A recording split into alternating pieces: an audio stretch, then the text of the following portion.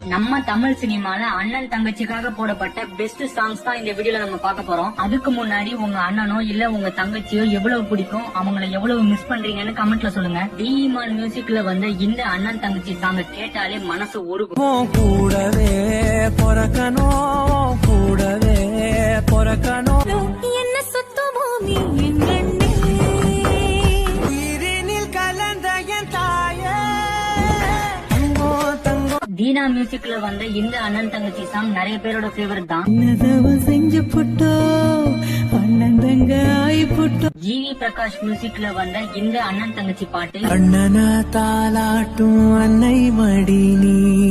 ஆண்டனி மியூசிக்ல வந்த இந்த அண்ணன் தங்கச்சி சாங் ரத்தத்தின் ரத்தமே.